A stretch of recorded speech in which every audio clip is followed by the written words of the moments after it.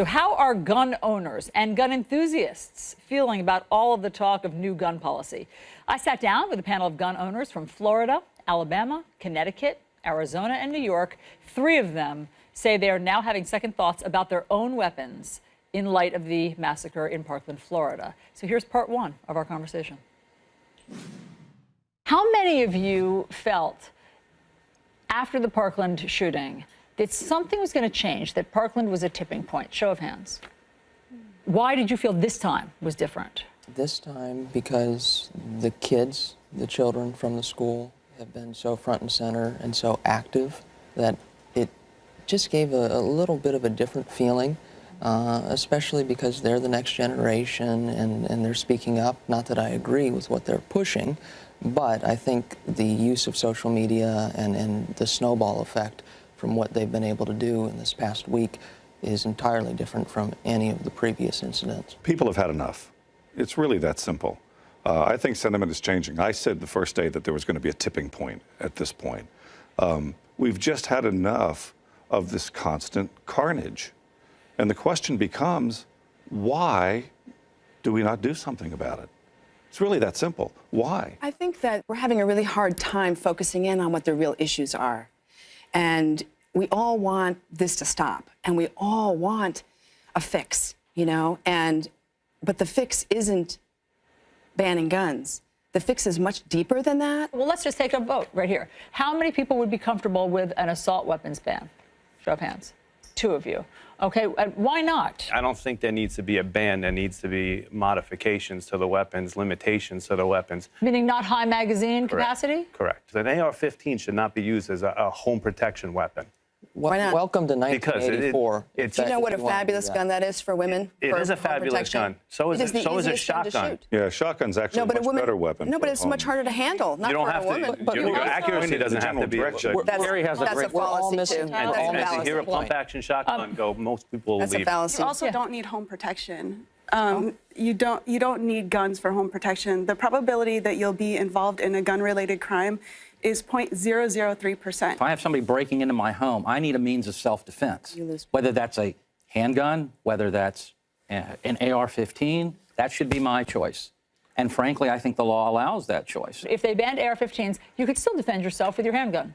I Possibly. could. And a shotgun. You guys are missing the key point here. What This is a Second Amendment right. We're not taking away your the gun. AR-15. Let me finish, please. Sorry. Let me finish, please. This is a constitutionally protected right. This is not a government legislated privilege, such as driving a car. This is a completely different conversation. Yep, fair enough. But do you think the forefathers meant the AR-15? I think they meant our protection against a tyrannical government and for our self-protection. So do you believe of course that they don't know what the guns are, but if you can't start messing with our constitutionally protected rights when you start doing that. There are interpretations, obviously, of what the forefathers meant. I mean, you're not actually allowed to have an automatic weapon. I know why you want them.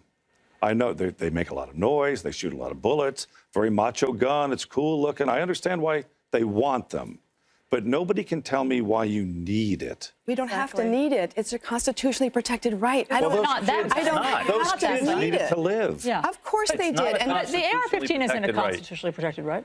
It's no different from any other. Arms are, You have the but right. not an AR-15. You have the This right arm. to self-defense, and it's not only a Second Amendment right. You have the right to life, liberty, pursuit of happiness, and that is all about protecting yourself, protecting your family. And all those kids have the right to life, and they're dead. You cannot yell fire in a movie theater, even though we have the right to free speech. And we've already decided that you cannot have an automatic weapon. All right, so all we're talking about is where the line is. But the line is for military use, and an AR-15 is not a military rifle. It is a regular semi-automatic rifle that looks badass. What about a That's what it what is. about Would your a semi life with a bump change stock? any if you didn't own an assault rifle? Yes. An AR-15. Would your lifestyle change any? My lifestyle? Yeah, would it no, change? because there's That's other irrelevant. firearms I would Exactly. purchase. But my concern for my country and the protection of our Second Amendment rights would. So And that's scary. At what point will we have to stand up against our government and use lethal force in the year 2000? It's happening in Venezuela. In Venezuela. Why not Venezuela? There's a million slippery slope arguments that we can use, but let's try to stay in the present. So here's what's being proposed today, okay? Do you support the end of the sales of bump stocks, making bump stocks illegal? Show of hands. 3 of you. Why would you not support an end to bump stocks that mowed down 58 people from a window?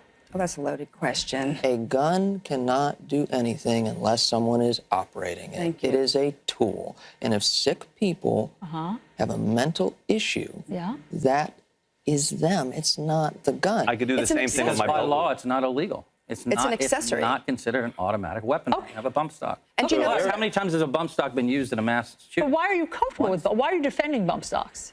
Because I think it should be available. I think it should Why? be available to For those what? out there because it's not an issue of the gun itself or the weapon itself. Right. It's an issue of the individual behind it. And which individual would want to use a bump stock? A crazed individual, right? Why Who not was going ban to a them? mass shooting. Why not ban them? What does that Or- accomplish, though? What are we going It with keeps those 58 people alive. Once you start doing that, what's the next accessory? Right. Now you're opening up a whole other thing because it's not a firearm. Let's keep going through what the solutions are. President Trump is proposing arming teachers, those that are trained and adept. Who's comfortable? Arms up. If they want to, as a If volunteer. they want to, Yeah. voluntarily. Voluntarily. Okay. Okay. Voluntarily. Why aren't you comfortable with that, Amanda? I mean, I feel like this shouldn't even need to be explained. I think Mr. Trump is way off the mark on this. You don't want to bring more guns into a situation.